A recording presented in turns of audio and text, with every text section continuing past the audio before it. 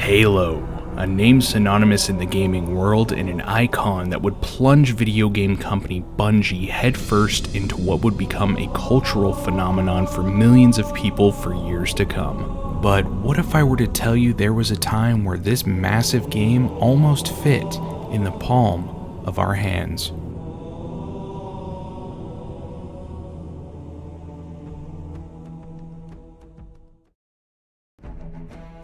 Halo Combat Evolved was released for the original Xbox back in 2001. It became a household name amongst gamers worldwide and in a way set the standard for every first-person shooter to come after. With a quick start for the time that it came out, in the first 5 months of being on store shelves sold roughly 1 million copies, with around 50% of sales coming from being bundled alongside the Xbox console. It was that game that made you buy an Xbox. Word of mouth was an incredible thing back in the early 2000s, and Halo is proof of that. About a year after the initial release of Halo, rumors began to surface through online gaming forums for a Halo game that was being developed for the Nintendo Game Boy Advance. Numerous photos would pop up that showed a side-scrolling game featuring Master Chief running while gunning down grunts in glorious 16-bit graphics. This game would go by two different monikers, Halo Advanced Combat, which I happen to like the most, and Halo Blood Covenant. Naturally, speculation amongst gamers was high. The game looked legit, but at the time there was no real way to prove or disprove if it was a hoax. To the dismay of a lot of Halo fans, including myself, this rumor would prove to be short-lived, as Bungie would soon make a denial statement that there has never been nor will ever be a Halo game developed for the Game Boy Advance. It turns out that gamers would find out later that a group of amateur game devs have been behind this project the entire time, and it was being made for the PC. In my opinion, looking very similar to Mega Man Zero, also released for the GBA. Around a week or so after the initial hype of this rumor, footage would be released of the game, and to everyone's surprise, it was impressive. The project being fueled by its creator's desire to, quote, recreate the old passion for those long-gone arcade platformers, end quote. The game was a love letter to Halo, and it would be free to play once it was completed,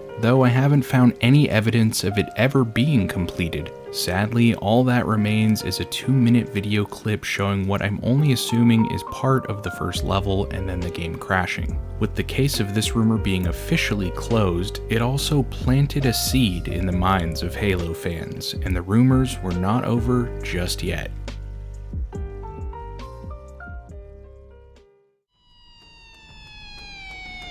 One of the most eagerly awaited video games finally goes on sale. Preparing to rewrite retail history. Video game is expected to have bigger first-day revenues than any movie has ever had an opening day at the box office. Biggest retail launch in entertainment history. Dozens of grown men and probably about 3 women have crawled out of their parents' basements tonight to be first in line by the new video game Halo 2. Video gamers across the country are anxiously awaiting the midnight release of a game called Halo 2. 45 minutes and counting for Halo 2 to go on sale. The line right now is probably about 100 yards long. It is the most anticipated game in entertainment history.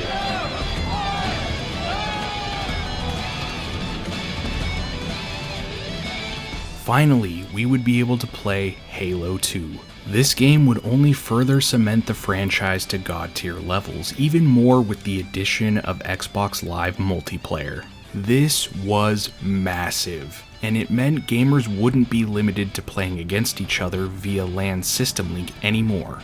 Now, you and your clan could trash talk and teabag millions of players from all over the world.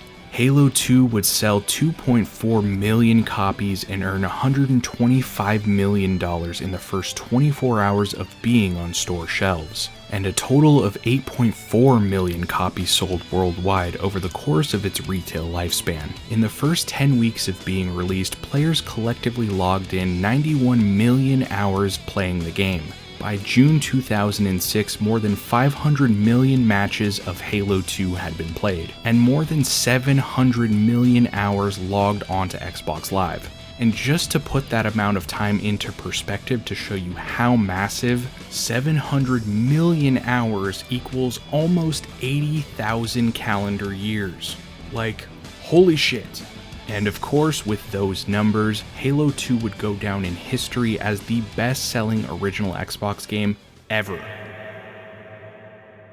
I want you to promise me to survive, to take this message for our country.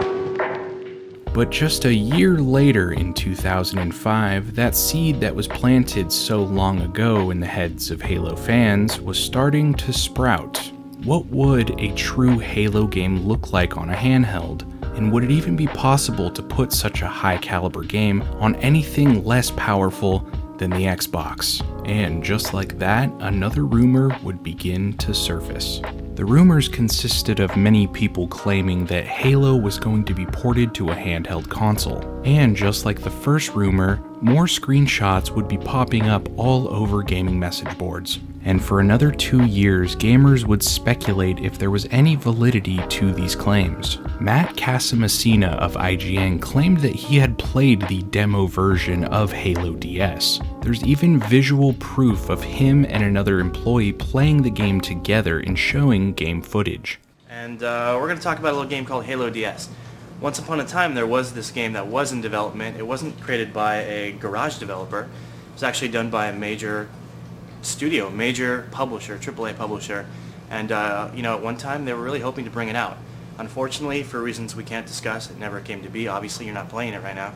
However, we are. Yeah, and we figured there's a lot of doubt about this game, whether or not it really existed, and we figured what better way to, shed some light on that than just to show it to you. So we're going to do that now. This is Halo DS, and you're going to see some better videos on my blog. And you've got basically a multi-card play, a single card play, and a model viewer. We're going to do multi-card play, and I'm going to host the game here with Bozon. And you can see this is basically just a multiplayer mode right now. But yeah, pretty much right now it's only one level, but you can run around Zanzibar and kick a little ass. Oh shoot! And I'm probably gonna get my butt kicked by Bozon. Oh, sorry Bozon, you die. But there you go. It's it's Halo. It plays like Halo, looks like Halo, sounds like Halo. Yeah, and it's definitely, there's some different control options. I'd like to up the sensitivity on everything a little bit. But all in all, it's pretty good, and it's really unfortunate that this never came to retail, because I think a lot of people really would have been blown away. Really would.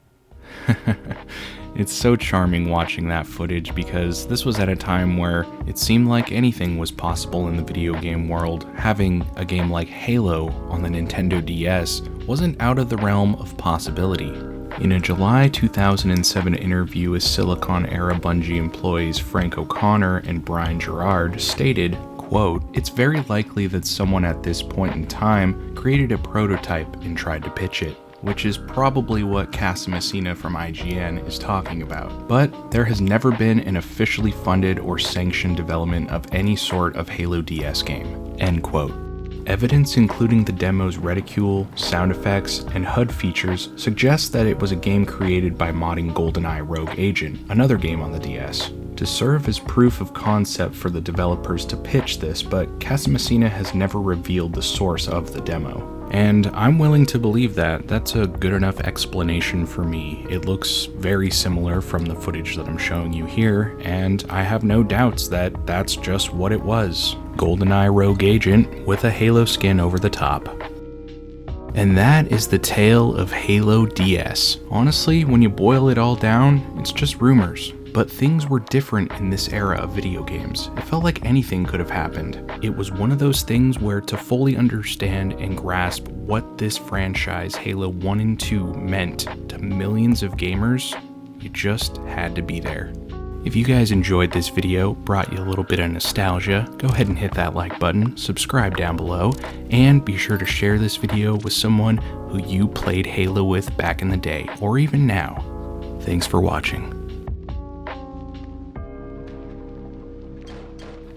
If you guys enjoyed this more documentary style video, be sure to let me know if there's any cool video game history stories that you would like me to tell. I might do it on a future episode. And check out some of my other videos. If you enjoyed this one, you might like these ones on screen as well. Again, thank you so much for watching, and I'll see you next time in the Nerd Lair.